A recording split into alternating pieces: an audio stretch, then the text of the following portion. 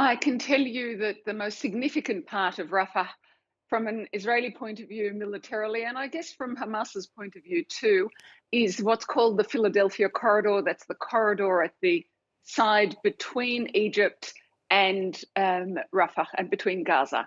And so it's 12 kilometers long. It's not big. Israel has gone in about a quarter of the way, only 3 kilometers, but as far as the Rafah border crossing, that's why it's closed. They say they have already identified tunnel shafts. That is the area in which from which Hamas was smuggling goods and military equipment from Egypt into Gaza. So that's a significant military objective from the Israeli point of view.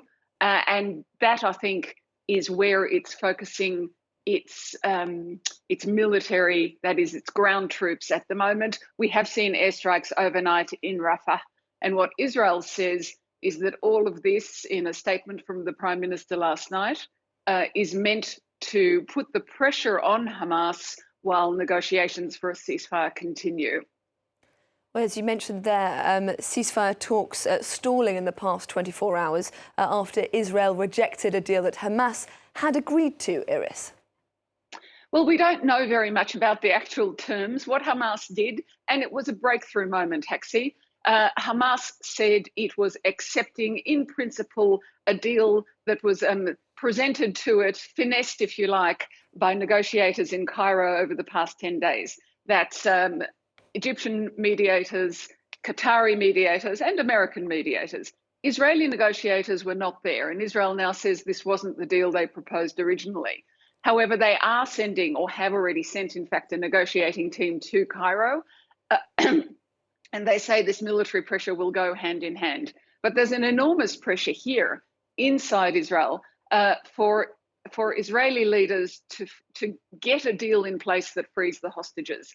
It's now 7 months to the day since the October 7th attacks, and the symbolism of that is not lost on people. And the fact that Israeli hostages have spent so long under the ground in Gaza, the fact that this war is so tiring for Palestinian civilians, for Israeli civilians displaced north and south in this country, for Lebanese civilians displaced in the south of Lebanon. I think there's a feeling that the time is up for the hostages and for the civilian populations.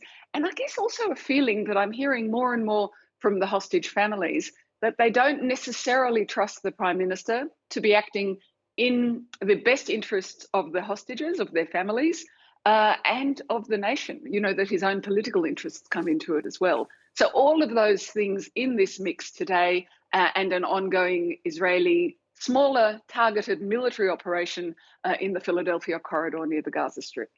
Iris Mackler reporting live there from Jerusalem. Thank